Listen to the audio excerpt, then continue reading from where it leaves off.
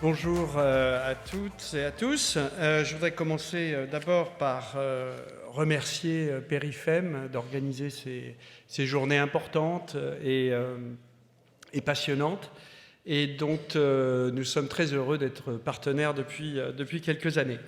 Alors, je voulais vous parler ce matin alors je sais pas si, voilà, il faut peut-être que, voilà, d'un sujet qui est également au croisement du commerce et du développement durable, à savoir comment de grands commerçants réussissent à faire se rejoindre leur stratégie environnementale, leur stratégie RSE et leur stratégie omnicanale, en repensant le rôle du magasin et notamment en reconstruisant, en accélérant leur e-commerce à partir de ces magasins, un peu comme le Drive qu'on connaît bien ici, mais poussé à une échelle un peu industrielle. Donc le sujet, c'est pas comment décarboner le point de vente, c'est plutôt comment le point de vente peut décarboner l'e-commerce, pour résumer. Alors c'est un sujet auquel on avait consacré effectivement une étude l'année dernière pour le Forum économique mondial, et d'ailleurs un atelier et un article. Et je vais illustrer mon propos aujourd'hui avec le cas d'un très grand commerçant américain qui est aussi un des grands clients de Vusion Group. Alors, j'en profite pour dire un mot rapide de Vusion Group, parce qu'on a changé de nom en début d'année, ce qui est la meilleure façon de perdre beaucoup en notoriété spontanée, et donc plus personne ne nous connaît vraiment. Donc je rate jamais une occasion de rappeler que voilà, on est le premier groupe spécialisé dans les technologies de digitalisation du commerce physique.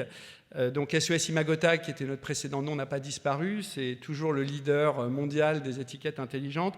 Mais vous voyez, c'est une des divisions produits, une des 6 divisions produits. On est également présent dans la computer vision et l'intelligence artificielle avec Captana, dans l'analyse de données, le category management avec Memory, dans le in-store retail media avec Engage, et puis dans les solutions logistiques. Donc tout ça contribue à une grande mission qui est de digitaliser le commerce physique. On travaille donc pour plusieurs centaines de grands commerçants dans le monde, notamment un certain nombre de très grandes chaînes américaines, ce qui me ramène à notre sujet du jour. Je vous parlais donc d'un très grand commerçant américain. On va commencer par une petite devinette, mais facile. C'est le premier employeur au monde, c'est aussi le premier recruteur.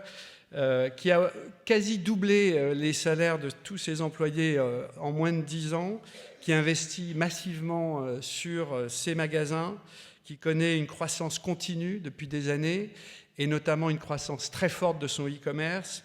C'est aussi une des plus belles performances boursières du secteur dans le monde, donc ça, vous avez deviné. Et c'est même un acteur qui a...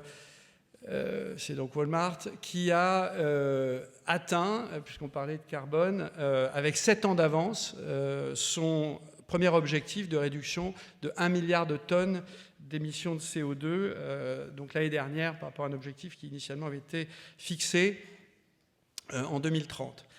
Alors ce que je trouve intéressant, et c'est pour ça qu'on a choisi cet exemple, c'est que c'est à la fois un très grand commerçant, le plus grand commerçant brick and mortar, c'est aussi le plus performant des e-commerçants américains après Amazon, qui vient de passer donc le cap tout de même assez symbolique et gigantesque de 100 milliards de dollars de ventes en ligne. Et c'est aussi le commerçant qui, à notre connaissance, investit le plus massivement dans ses magasins et dans son personnel dans les magasins. C'est donc quelque chose d'assez intéressant. Ce qui est intéressant ici, et c'est le sujet, c'est comment se rejoignent deux agendas stratégiques. L'un, la stratégie RSE, et l'autre, la stratégie omnicanal, grâce à la réinvention du magasin, notamment par la technologie, de leur principal actif, qui est les magasins. Alors d'abord, la stratégie RSE. Alors Walmart est probablement l'un des commerçants les plus volontaristes, les plus ambitieux en matière dans ce domaine-là. C'est un précurseur qui, déjà il y a plus de 15 ans, s'était fixé des objectifs extrêmement ambitieux, zéro déchet, zéro émission, 100% d'énergie renouvelable, et qui a lancé en 2020 un plan encore beaucoup plus ambitieux, qui est baptisé Regeneration. Je vous invite à regarder sur Internet la présentation par Doug McMillon de ce plan, qui est vraiment assez révolutionnaire. C'est un acteur qui a des réalisations déjà très impressionnantes dans le domaine. Ils sont à 80% de leur plan sur les déchets. Ils sont déjà à près de 50% d'énergie renouvelable. Je l'ai dit, ils ont atteint le premier milliard de réduction de carbone avec 7 ans d'avance. Et ils ont déjà à leur actif des millions d'hectares convertis à des pratiques d'agriculture régénérative. Alors, il y a encore un long chemin à parcourir sur la partie, notamment sur le plan carbone, sur leur plan carbone.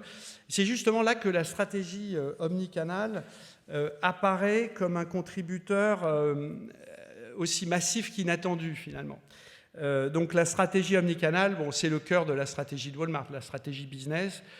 On pourrait le dire de beaucoup de retailers, c'est pour répondre aux besoins des consommateurs. Le e-commerce est le segment en plus forte croissance du commerce. Certains diront en volume, c'est le seul segment en croissance. Donc il faut participer. Il n'y a pas de choix, c'est un must absolu. En même temps, ce n'est pas facile et ce n'est pas rentable. Ce que les Américains, certains en tout cas, appellent leur dirty little secret. C'est pas rentable. Donc, c'est un vrai challenge. Et dans le cas de Walmart, la réponse, elle est dans les magasins. Utiliser les 4700 stocks de proximité que sont les magasins, c'est la clé. Investir dans les outils qui permettent à ces magasins d'être ultra efficaces en termes de préparation de commandes, en termes de prévision, une gestion en temps réel de la disponibilité, pour pouvoir livrer ou mettre à disposition les commandes en ligne le plus rapidement possible, ce qui est l'attente des consommateurs. Donc vous avez ici un certain nombre de citations très récentes de Doug McMillon, le président, ou de John Ferner, le président aux États-Unis, qui montrent bien que le magasin est voilà, le cœur de la stratégie e-commerce de cette enseigne. C'est le cœur ou le pivot, le nœud, comme ils disent, vous avez vu, de leur réseau logistique omnicanal.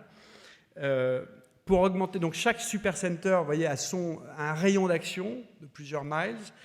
Pour augmenter sa capacité, des technologies numériques permettent d'augmenter drastiquement la productivité de picking, la vitesse et la précision de ReaPro, d'automatiser aussi, c'est très important, énormément de tâches pour réallouer du personnel sur le e-commerce local. Alors ensuite, pour augmenter encore cette capacité, certains des supercenters sont ou seront équipés de MFC, donc des dark stores automatisés pour les 10% d'articles qui sont le plus fréquemment commandés. Et puis enfin, il y a énormément de recrutement et de réallocation de personnel. Je le disais, c'est assez impressionnant. 250 000 personnes sont aujourd'hui consacrées à l'e-commerce local. C'est 4 fois plus qu'il y a 5 ans. Je pense que c'est important de préciser que ce sont des emplois extrêmement formés, outillés, très productifs, beaucoup mieux payés qu'avant. Walmart insiste beaucoup et à cet égard, c'est certainement l'un des premiers modèles de quick commerce qui n'est pas fondé sur des emplois précaires au rabais. C'est donc un modèle très durable et qui va se développer pleinement dans les années qui viennent.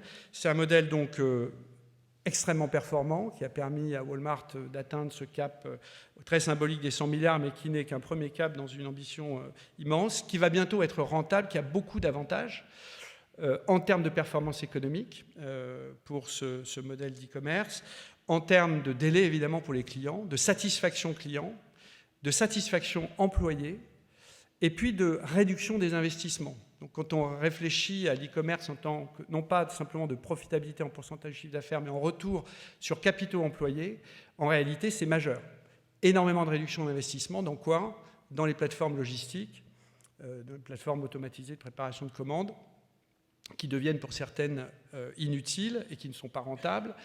Et donc, ça réduit aussi, peut-être que c'est voilà, la sérendipité un peu inespérée, ça réduit les émissions de CO2 puisque ces plateformes, la construction de ces plateformes sont extrêmement intensives en émissions de CO2. Et de la même façon que la meilleure énergie, c'est celle qu'on ne consomme pas, les meilleures émissions, c'est celles qu'on évite. Là, on peut en éviter énormément.